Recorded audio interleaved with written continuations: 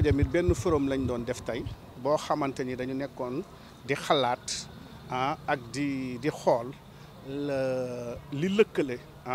nit ak gàncax gi muy relation bi am entre la nature et la santé nekkul rek ci nit. Y a le professeur Abdoulaye Dieye di chercheur aussi à l'université Gaston Berger ñu doon liggéey ci lu baax ci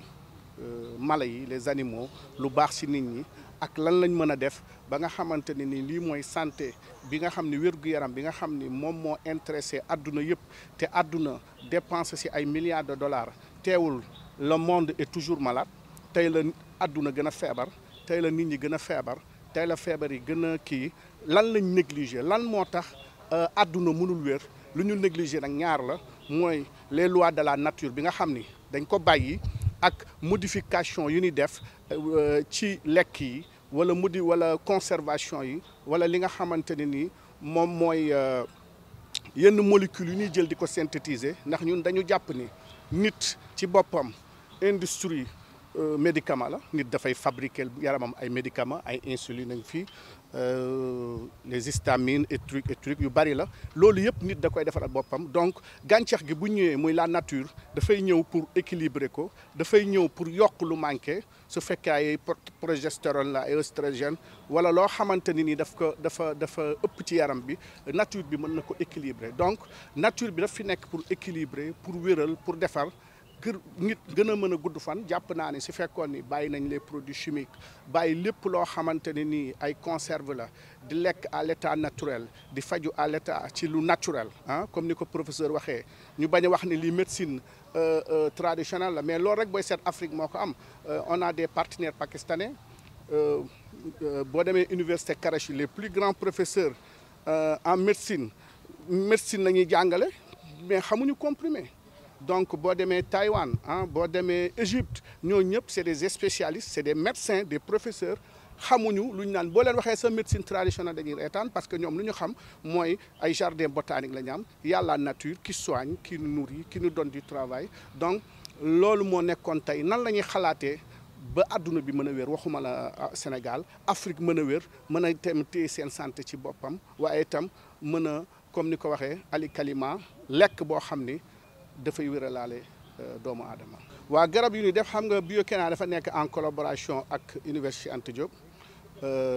moo tax itam même am na test yu ñuy def yoo xamante ni le professeur Bédié nga xam ni chimiste la kilifa la moom moo koy jiite léeg-léeg ñu gëstu ci ay garab yoo xam ni sax Sénégal si seen bopp amaguñ luñ ko tur maa ngi koy wax keroog ne ko faw turu garab yi nga xam ñun ñoo ko découvrir pour la première fois ñu utal ko ay turu olof. nga gis ni kon le Sénégal est en retard nag par rapport aux autres pays et ak le reste du monde on est très en retard c'est-à-dire comprendre guñu sax lan mooy nature parce que affaire u charlatan affaire u fajum cosaan alors que c'est totalement différent de ça parce que molécules yi nekk ci ñax mi moom ngay jël bu fekkee da nga ko bëgg a comprimer nga synthétiser ko en molécule chimique donc si dosage am na benn garab bi ma doon wax professeur biñ ci gëstoo daf ma ko indil ne ma monsieur Seye ma ne ko waaw mu ne ma garab bi soxlawul 100 degrés bu demee ba 100 degrés Celsius dafay commencer yàq ses principes actifs donc koo koy jox bu mu passé 80 degrés gis nga science boobu ci nattuwaay ci dosage ci température ci xam-xam ci heure bi nga xam ne moom nga war a jël plante bi ci séchage bi ci broyage bi loolu yëpp Bio-Kénia ak nos partenaires dañ ko bàyyi xel dañu xool nan la ñuy def ba mën a faj boo xam ni le plus grand professeur du monde mënul ñëw dindi ci virgule parce que man dafa am lu ma gëm maa ngi koy bindi sunu deuxième livre bi bind nañ benn livre nature met professeur Bédié moo ko préfacé deuxième livre bi ñoo ngi wax ni cherche et trouve parce que dañ jàpp ni la véritable science se trouve dans les recherches donc nit ki su gëstuwul du xam du li ngay jàng école mooy xam-xam du lu ñu lay wan mooy xam-xam li nga gëstul sa bopp ñax mii sëriñ bi taxaw dëgg ci nii ñax mi mën na nekk source de milliards de développement pour Sénégal mën na génne lu bari lan moo ci nekk ci principe actif lan moo ci nekk luy faj lan moo ci nekk luy dolli xel lan moo ci nekk pour ñu mën ko jox ay mala am na garab yu ñu def yoo xam ne alibéta yi nutrivolaay ay ñax la yoo xam ne boo ko joxee ganaar gi day gën a màgg te du stressé te amul produit chimique au lieu que nga jël ganaar boo xam da nga ko jox ay produit chimique boobu xale bi lekk ko day xool génération yi di ñëw seen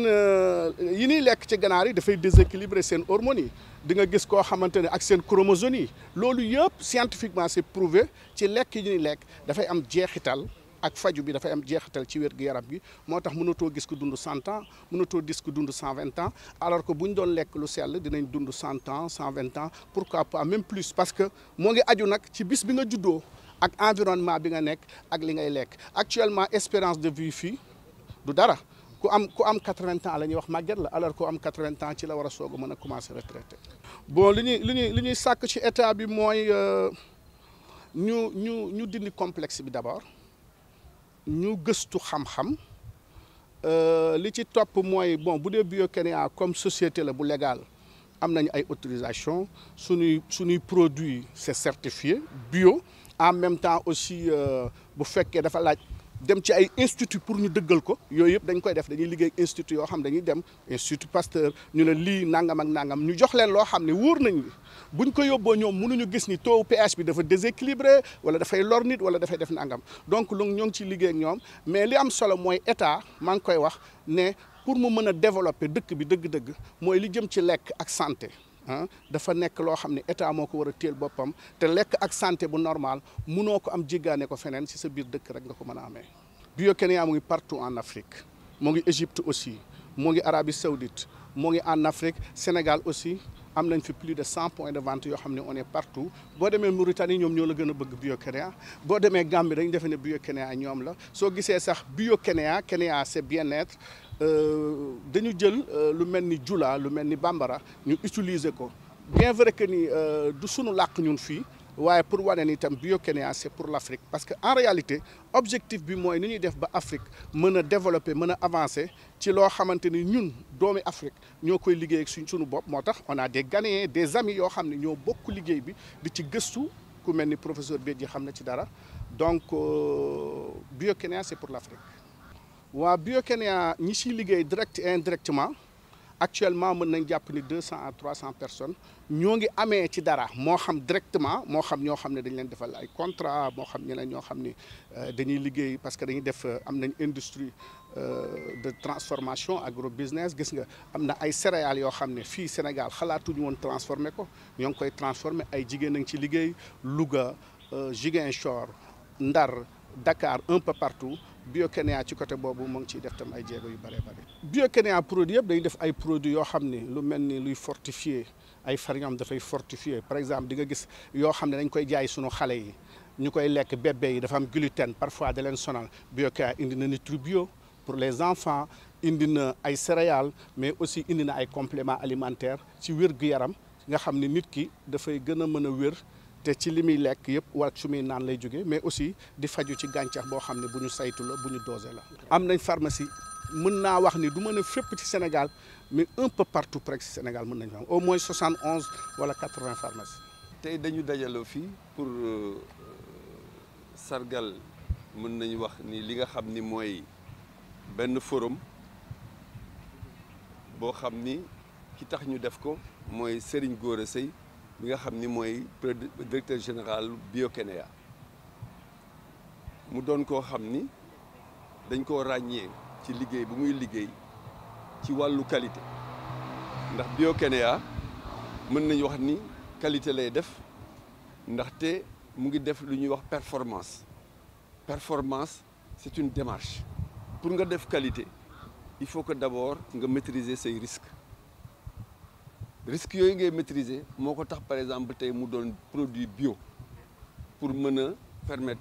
population yi ñuy dund ci dund bi nga xam ni moo gën a sell di àndul ak tooke loolu mooy bio donc ñu ñëw nag vraiment pour sargal ko parce que ñun GPPI képp ku nga xam ni da nga fee nekk pour liggéey pour Sénégal jëm kanam dañ lay sargal dañ lay jàppale dañ lay accompagner ci démarche boobu moo tax tey ñu ñëw pour accompagner ko ñu organiser benn forum en partenariat forum boobu nag war a ñëw jëmmal li nga xam ni moom lay liggéey ci li nga xam ni mooy bio par rapport ak entreprise bi nga xam ni moom mooy Biokenea Corporate ak entreprise bi nga xam ni moom mooy Biokenea Corporate. Donc nous sommes venus aujourd'hui dans le cadre du forum organisé par le cabinet Biokenea Corporate à travers le PDG Serigne Gora Seye, donc pour participer à cette journée de réflexion, en tout cas qui parle aujourd'hui de la relation entre la nature et la santé. C'est pourquoi nous sommes là aujourd'hui. Donc c'était une journée vraiment très riche en enseignements, aussi du point de vue témoignage, du point de vue aussi perspective, du point de vue partage, échange par rapport donc à toutes les activités que le cabinet Biokenea Corporate est en train de mener pour soulager les populations du point de vue, en tout cas sur le plan santé et même sur le plan mental. Voilà, donc c'est une journée, comme je l'ai dit tantôt, qui est très riche en enseignements et je pense qu'à l'issue de cette journée, la réflexion va continuer par rapport donc à l'innovation, par rapport à l'amélioration des produits que le cabinet propose aux populations. Oui, ça c'est clair et je pense que tout le monde l'a dit aujourd'hui, la santé est née de la nature, comme aussi la nature naît de la santé. Parce que comme l'on dit, si on n'a pas la santé, on ne peut pas exister. Et c'est ce que le professeur Gora a compris et il s'est investi pleinement, en tout cas dans la nature, pour soulager les populations à travers maintenant notre environnement, à travers ce qui tourne autour de nous. Parce que je l'ai dit tantôt dans la séance, dans la salle du moins, en tout cas toutes les pathologies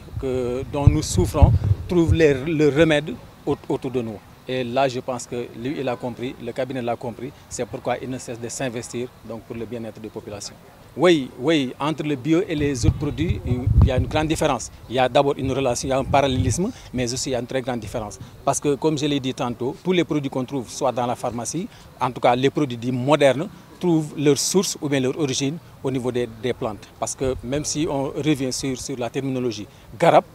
en wolof, c'est médicament. Donc c'est tiré donc de ça. Et là, je pense que ça nous inspire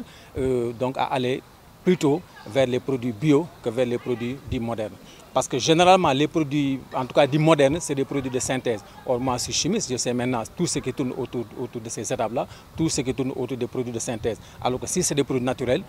surtout maîtrisés, c'est ça d'ailleurs qui fait la différence avec ce que fait le professeur Serigne Gora et les autres. Si vraiment la plante elle est maîtrisée aussi bien du point de vue composition chimique, du point de vue dosage, je pense qu'on peut minimiser les effets secondaires. Et je pense que c'est ça qui fait l'originalité un peu de Biokenea. La mettre dans sa vraie valeur, c'est peut-être une collaboration entre en tout cas les autorités étatiques et les acteurs comme le professeur Serigne Gora. Et je pense que, comme je l'ai dit, même dans les pays développés, on parle de complémentarité, on parle aussi de parallélisme. Soit maintenant, on utilise les médicaments du moderne et en parallèle aussi, on utilise les médicaments du traditionnel, entre guillemets. Parce que moi, je le dis tantôt, j'aime même pas qu'on utilise le terme traditionnel. Parce qu'il y a une certaine connotation donc, avec le charlatanisme, alors que ça n'a rien à voir avec la nature. Donc ce qu'on attend en tout cas des autorités, c'est une réelle et une franche collaboration entre les acteurs de la santé naturelle et les acteurs donc, de la santé dite moderne. Et je pense que si on le fait, ce sera pour le bien des populations, aussi bien même du point de vue non seulement santé, mais aussi du point de vue économique. Parce que là, c'est important et je pense que la réflexion doit tourner dans ce sens.